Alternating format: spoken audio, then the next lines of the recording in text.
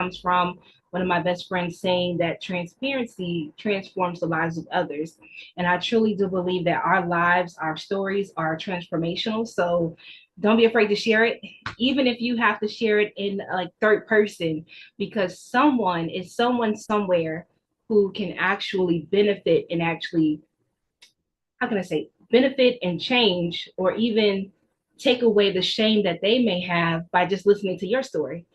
Um, I am a coach. I'm a self discovery advocacy coach. I am also trauma informed care. My background is mainly social services. I'm a social work by trade. I am a job coach, job career development.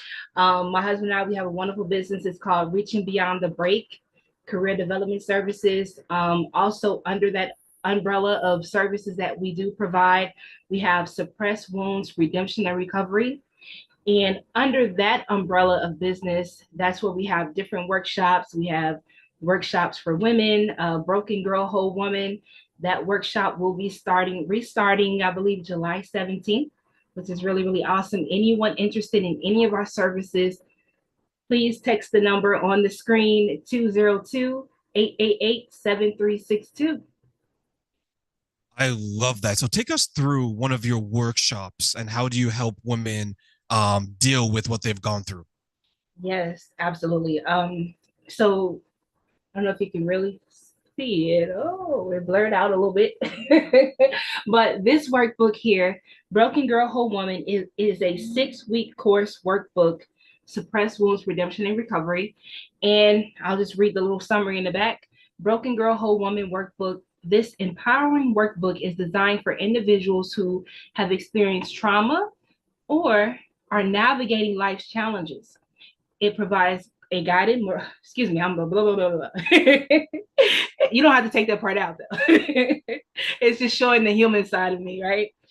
This provides a guided roadmap for healing and transformation. Through its pages, you'll rediscover your inner strength, reclaim your identity, and embrace the fullness of who you truly are. So, Terrain, it's a wonderful book. It's 6 weeks. I have little self-discovery notes at the end, and I also have some notes at the beginning that just states here, please write down your thoughts and feelings about your expectations of this lesson. This is really, it goes really, really deep. Um, I could just create a course online for people to take, but I like to go through it virtually so that you all can, whoever participates will know that I'm on this journey as well. Healing is a lifelong journey.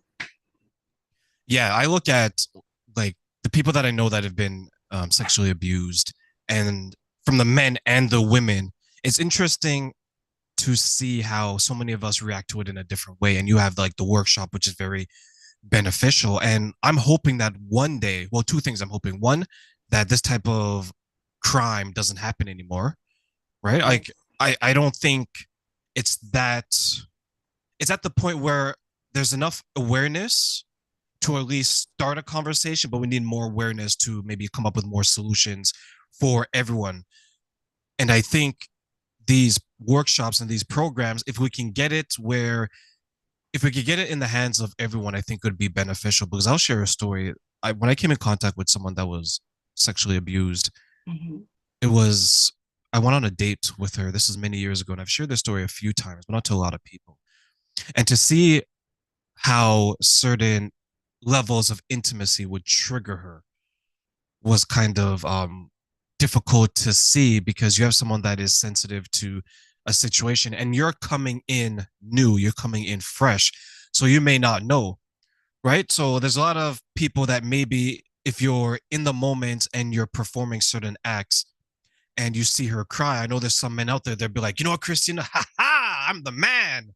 You know, she must feel so good because these are tears of joy. But you don't realize that these are actually tears of pain. These are tears of trauma. And you have to be understanding of that. And also, you have to be appreciative of that.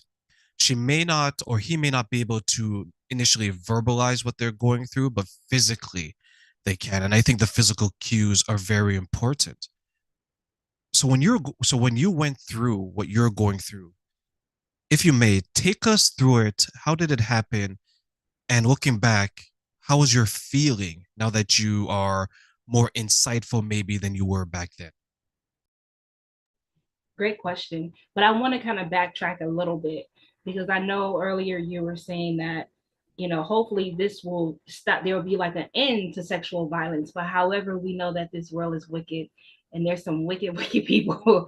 But the awareness is very, very important, especially helping parents be aware of who their children are around and who they're not around. And then to kind of touch on, I'm going to spin around in a circle for a little bit, but to touch on your topic about saying you were involved with someone who also had dealt with some sexual trauma. So, and that's coming from a male to female's point of view. Now, coming from my point of view, my husband, he was also a victim of child sexual abuse and molestation. So, like, I'm even mindful of what it is that I do and how I address certain things. And then even something as simple as the smell of soap for him. There's a certain soap that he can't even, that just kind of makes his skin crawl, right? And even though his abuse happened 40 years ago, it's like I have to be mindful of that, right? And then from my perspective of actually experiencing it, from a woman's perspective, I guess, is being with a mate who I can completely be vulnerable with and talk to him about these things, and him being very, my husband, I would say, like, I'm gonna brag on him because he is emotionally available. He is full of, like, fully aware of who he is and all that he is.